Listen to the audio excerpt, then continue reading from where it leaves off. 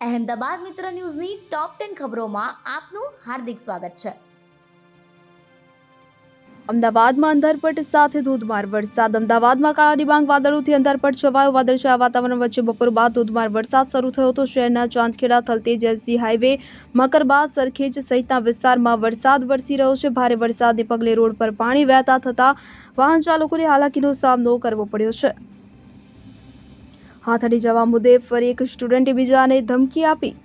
અમદાવાદના ખોખરા વિસ્તારમાં 7th day સ્કૂલના વિદ્યાર્થીની હત્યાની સાઈ હજી સુકાઈ નથી। ત્યાં શહેરના પૂર્વ વિસ્તારમાં વધુ એક સ્ટુડન્ટ દ્વારા અન્ય સ્ટુડન્ટને ધમકાવવાનો બનાવ સામે આવ્યો છે। રાયગઢમાં આવેલી આઈપી મિશન સ્કૂલમાં ધોરણ 12માં અભ્યાસ કરતા વિદ્યાર્થીને તેના જ ભૂતપૂર્વ મિત્રએ ઇન્સ્ટાગ્રામ પર જાનથી મારી નાખવાની ધમકી આપી હતી। મેસેજમાં તેણે "તું હિસાબ में बात कर, स्कूल में मिल गया तो वहाँ तेरी इज्जत निकालूंगा, तेरे ફિલ્ડિંગ मैंने पहले से ही सेट कर ली है" ના મેસેજો કર્યા હતા। બાળકે તાત્કાલિક આ વાતની જાણ તેના પિતાને કરતા બંને મેસેજ કરનાર વિદ્યાર્થી વિરુદ્ધ પોલીસ ફરિયાદ નોંધાવી છે। લોહિયાળ ગેંગ વોર, 10 લોકો ધાર્યા લઈને તૂટી પડ્યા।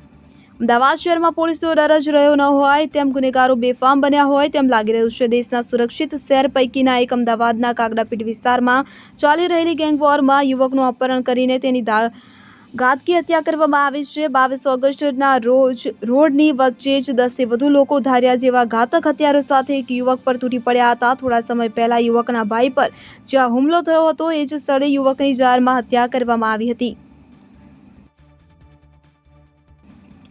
મોદી અમદાવાદમાં સભા પહેલા 1.6 કિલોમીટરનો રોડ શો કરશે। તો પીએમ મોદી 25 ઓગસ્ટે અમદાવાદ પધારી રહ્યા છે। નિકોલ વિસ્તારમાં જાહેર સભા ઉપરાંત તેઓ 1.6 કિલોમીટરનો રોડ શો પણ યોજશે। બપોરે 4 વાગે અમદાવાદ એરપોર્ટ પર આગમન થયા બાદ વડાપ્રધાન હરિદર્શન 4 રસ્તાથી ખોડલધામ ગ્રાઉન્ડ સુધી રોડ શો યોજશે। ત્યારબાદ ગ્રાઉન્ડમાં જાહેર સભાને સંબોધશે। તેમના રોડ શો અને સભામાં 1 લાખ લોકો એકત્રિત થવાનો અંદાજ।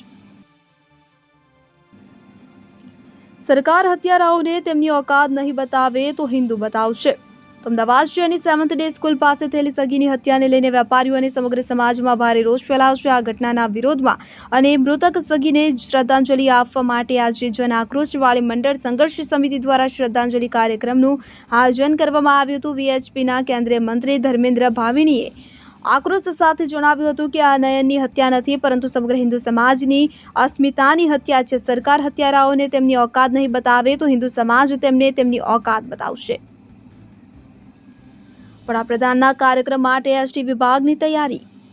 અમદાવાદ ખાતેના ખોડલધામ ગ્રાઉન્ડ ખાતે આગામી 25 ઓગસ્ટના રોજ વિકાસ કામોના લોકાર્પણ અને ખાતમુહૂર્ત કાર્યક્રમમાં મુખ્ય અતિથિ તરીકે વડાપ્રધાન ઉપસ્થિત રહેનાર છે। વડાપ્રધાનના કાર્યક્રમમાં મહેસાણા જિલ્લામાંથી અને કાલોલ પંથકમાંથી લોકોને લાવવા લઈ જવા માટે મહેસાણા એસટી ડિવિઝનની 250 અને કાલોલ ડેપોની 40 બસ મળી કુલ 290 નિગમની સરકારી બસોને દોડાવવામાં આવનાર છે।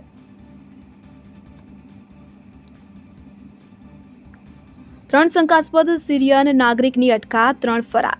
વડાપ્રધાન નરેન્દ્ર મોદીના અમદાવાદ પ્રવાસ પહેલા ગુજરાત પોલીસને એક મોટી સફળતા મળી છે। કોલકાતાથી રોડ માર્ગે ગુજરાત આવેલા 6 શંકાસ્પદ સિરિયન નાગરિકો પૈકી 3ની અમદાવાદ ક્રાઇમ બ્રાન્ચ દ્વારા અટકાયત કરવામાં આવી છે। આ ત્રણેય ગાઝામાં યુદ્ધગ્રસ્ત લોકો માટે દાન એકત્રિત કરવાનો દાવો કરી રહ્યા હતા પરંતુ તેમની પ્રવૃત્તિઓ શંકાસ્પદ જણાતા પોલીસે કાર્યવાહી કરી છે। બાકીના 3 નાગરિકો પોલીસની કાર્યવાહીની શંકાથી ફરાર થઈ ગયા છે અને તેમના લોકેશન દક્ષિણ ભારતમાં હોવાનું ગુપ્તચર સંસ્થાના સૂત્રો જણાવી રહ્યા છે।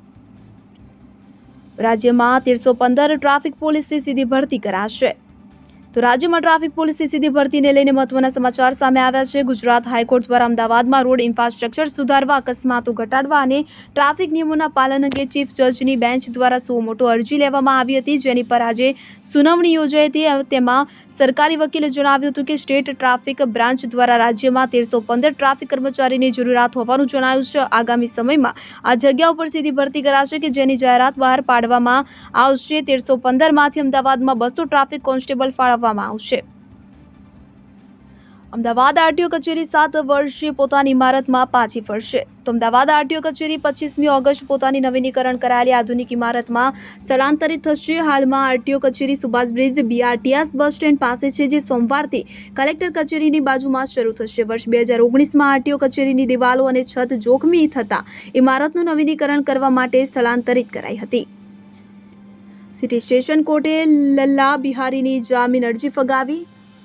તો ચંડોળા તળાવ ઉપર ગેરકાયદેસર બાંધકામ કરનાર મુખ્ય આરોપી લલ્લા બિહારી સામે ડીસીબી પોલીસ મથકે બીએનએસ અને ઇલેક્ટ્રોનિસિટી એક્ટ અંતર્ગત ગુનો નોંધાયો હતો. આરોપી અત્યારે જેલમાં બંધ છે, જેને અમદાવાદ સિટી શાસન કોર્ટમાં જામીન અરજી કરી હતી, જેને નકારી નાખવામાં આવી હતી. અહેમદાબાદ મિત્ર ન્યૂઝની યુટ્યુબ ચેનલને સબસ્ક્રાઇબ કરો અને બેલ આઇકન જરૂરથી દબાવો, જેથી મહત્ત્વના સમાચાર આપના સુધી જલ્દીથી પહોંચે.